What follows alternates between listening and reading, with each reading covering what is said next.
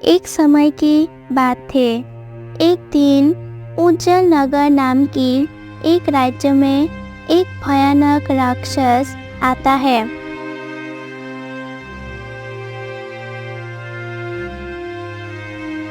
राक्षस ने राज्य की नगरवासियों के ऊपर बहुत ही अत्याचार करने लगे। ही हा हा हा हा हा हा।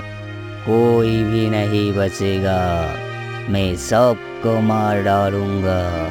ही हा हा हा हा हा। उस राक्षस ने अपनी मायावी शक्ति से नगरवासी को गायब करने लगे।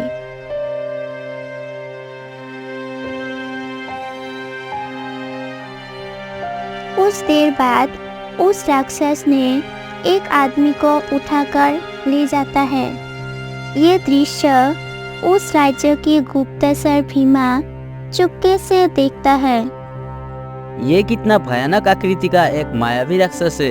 ये बात महाराज को बताना ही होगा, नहीं तो ये दुष्ट राक्षस सब कुछ विनाश कर देगा। ये बात कहकर गुप्तचर भीमा चला जाता है। गुप्तचर भीमा महाराज के पास जाकर कहा, महाराज, अनर्थ हो गया महाराज। क्या हुआ भीमा? तुम किस अनर्थ के बारे में कह रहे हो? महाराज की बात सुनकर गुप्तचर भीमा कहा, महाराज, हमारा राज्य में ना जाने कहां से एक भयानक मायावी राक्षस आ चुका है। नगरवासियों को बेरहमी से मार रहा है। अगर कुछ नहीं किया जाए तो उस राक्षस ने शमशान बना देगा इस राज्य को। कुछ करिए महाराज, हमारे राज्य को इस परेशानी से मुक्त कीजिए। गुरुदेव, ये कैसा राक्षस है जो हमारा राज्य में आ गया है और हमारा राज्यवासी परेशान हो रहे हैं? राज्यवासी को कैसे बचाया जाए उस राक्षस के हाथों से? कोई उचित सलाह दीजिए गुरुदेव। तब राजगुरु अपनी आंखें बंद करके उस समस्या का समाधान देखते हैं। राजन, ये तो बहुत बड़ा समस्या है। आप एक काम कीजिए, यहाँ के पश्चिम दिशा की और एक जंगल है। उस जंगल पर एक साधु रहते हैं। वो साधु बहुत ही ज्ञानी है। वही उस राक्षस की खत्म करने की उपाय बताएंगे। ठीक है गुरुदेव, मैं अभी मंत्री और सिपाही को लेकर चला जाता हूँ उस साधु बाबा के पास। नहीं राजन, उनके पास सिर्फ आप अकेले जाइए।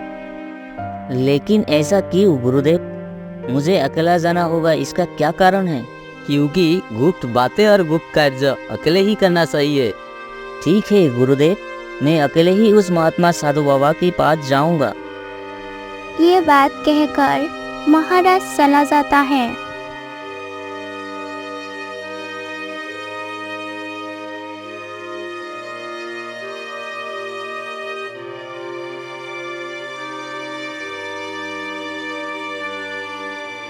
चलते चलते महाराज उस साधु बाबा के पास पहुंच जाता है। प्रणाम साधु बाबा। खुश रहो पुत्र, खुश रहो। मैं उज्जल नगर राज्य के राजा हूँ। मेरे राज्य में एक भयानक राक्षस आकर बहुत ही नुकसान कर रहे हैं। प्रजाओं को जुल्म अत्याचार करके मार रहे हैं।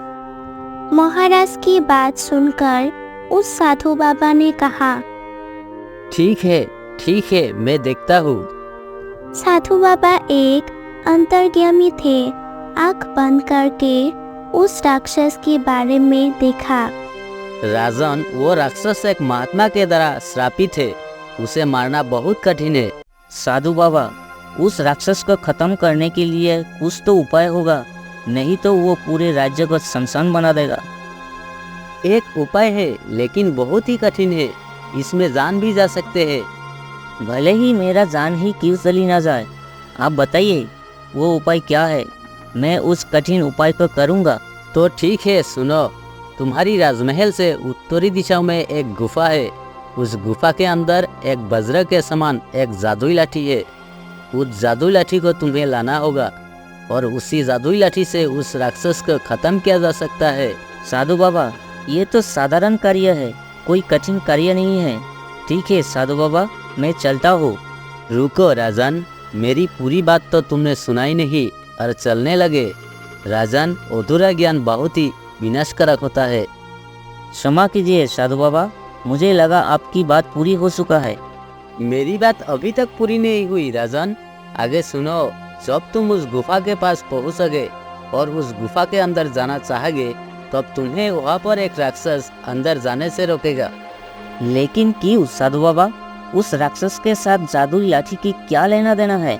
लेना देना है राजन, वही तो उस जादुई लाठी का रखवाला करता है। तो साधु बाबा उसके साथ भी लड़ना पड़ेगा? नहीं, वो तुम्हें 4 सवाल पूछेगा और वो सवाल का जवाब तुम्हें सही सही देना होगा। लेकिन उस 4 सवालों के सही सही जवाब क्या होगा और सवाल ही क्या होंगे? वो कुछ भी हो सकता है, लेकिन तुम्हें सावधान होना होगा। अगर गलत जवाब दिया तो तुम्हें वो राक्षस गायब कर देगा। लेकिन तुम वहाँ अकेले ही जाना, नहीं तो वो जादुई लाठी तुम्हें गुफा के अंदर दिखाई नहीं देगा और तुम्हें पैदल ही जाना होगा। ठीक है साधु बाबा, मैं किसी भी हालत पर वो जादुई लाठी हासिल करूंगा और मैं अपना राज्य को उस राक्षस की हाथों से बचाऊंगा। ये बात कहकर महाराज अपने घोड़े को इधर ही छोड़ के पैदल जाने लगे। कुछ देर बाद महाराज उस गुफा के पास चला जाता है। यहाँ तो कोई भी नहीं है। साधु बाबा ने कहा था यहाँ एक राक्षस मिलेगा। इसके बाद ही एक राक्षस आता है। रुको, मैं जानता हूँ कि तुमने ये जादुई लाठी लेने के लिए आए हो, लेकिन तुम्हें पहले मेरे 4 सवालों की सही सही जवाब देने पड़ेंगे। अगर तुम सही जवाब नहीं दे पाए तो तुम्हें हमेशा के लिए इस धरती से गायब कर दूंगा। ठीक है, तुम अपना सवाल पूछो। मेरा पहला सवाल, ऐसी कौन सी चीज है जिसे हम निगल ले तो जिंदा रह जाए, लेकिन वो अगर हमें निकल जाए तो हम मर जाए? आखिर कौन सी चीज हो सकते है? जल्दी बताओ, नहीं तो तुम्हें अभी मैं गायब कर दूंगा। अगर तुमने पहले सवाल की सही जवाब दिया तो भी तुमसे अगले सवाल पूछा जाएगा, नहीं तो फिर मुझे नहीं पता, लेकिन मुझे कुछ मत करना। नहीं पता तो फिर ये लो। ये बात कहकर राक्षस ने महाराज को अपनी मायावी शक्ति प्रयोग करके गायब कर देते हैं। अगले दिन महाराज वापस लौटकर नहीं आया। इसे सोच पर महारानी बैठी हुई थी। माँ, आप चिंता मत कीजिए, मैं पिताजी को जरूर ढूंढ कर लाऊंगा। ये बात कहकर राजकुमार राजगुरु के पास जाता है। गुरुदेव, क्या आपको पता है पिताजी कहाँ पर गया है? राजगुरु राजकुमार को सब बातें खुलकर कहा।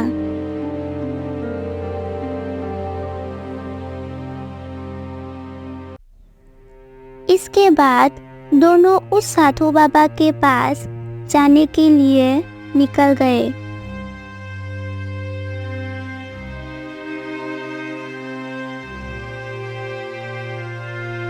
कुछ देर बाद दोनों साधु बाबा के पास पहुंच जाते हैं।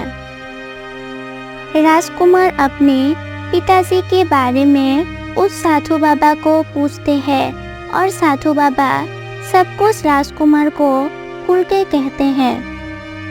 क्या साधु बाबा आप कह सकते हैं इस समय मेरा पिताजी किस हालत में है? राजकुमार की बात सुनकर साधु बाबा ने आंख बंद किया और कुछ समय बाद कहा, तुम्हारा पिताजी ने उस राक्षस की सवालों का जवाब नहीं दे पाए, इसीलिए वो राक्षस तुम्हारे पिताजी को हमेशा के लिए गायब कर दिया। ये बात सुनकर राजकुमार और राजगुरु को बहुत दुख होता है। गुरुदेव, मेरे पिताजी ने राज्यों के लिए राजा होने का धर्म निभाया और मैं इस राज्यों के लिए, राज्यवासियों के लिए और अपने पिताजी के लिए पुत्र का धर्म निभाऊंगा। मैं भी अकेले जाकर उस जादुई लाठी को लेके आऊंगा। लेकिन राजकुमार, मुझे कुछ नहीं होगा गुरुदेव, मैं अपने पिताजी के साथ उस जादुई लाठी को भी हासिल करूंगा। आप राजमहल जाइए और मंत्री जी को राज्यों की व्यवस्था को देखने के लिए कहिए। ये बात कहकर राजकुमार चला जाता है। कुछ देर बाद राजकुमार उस गुफा के पास पहुंच जाता है और एक राक्षस उसके सामने प्रकट हो जाता है। रुको, मैं जानता हूँ कि तुम राजा के पुत्र हो। तुम्हारे पिताजी को तो मैंने गायब कर दिया, अब तुम भी आए हो। तुम्हें डर नहीं लगता? डर किस बात का? मैं अपने राजधर्म का पालन करते हुए अगर मर भी जाऊँ तो मुझे कोई दुख भी नहीं होगा। ठीक है, तो सबसे पहले मेरे सवालों की सही सही जवाब दो। मेरा पहला सवाल, ऐसी कौन सी चीज है जिसे अगर तुम निगल लगे तो जिंदा रहोगे, लेकिन अगर वो तुम्हें निगल ले तो तुम मर जाओगे? वो पानी है। वाह, सही जवाब। मेरा दूसरा सवाल, वो क्या है जो बोलने से टूट जाती है? वो खामोशी है जो बोलने से टूट जाती है। मेरा तीसरा सवाल, वो क्या है जिसे बहुत ही खराब माना जाता है फिर भी उसे पीने के लिए कहा जाता है? वो क्रोध है, इसे गुस्सा भी कहा जाता है। क्रोध करना बहुत ही खराब चीज है, लेकिन क्रोध को पीने के लिए कहा जाता है ताकि शांति बनी रहे। बहुत बढ़िया राजकुमार।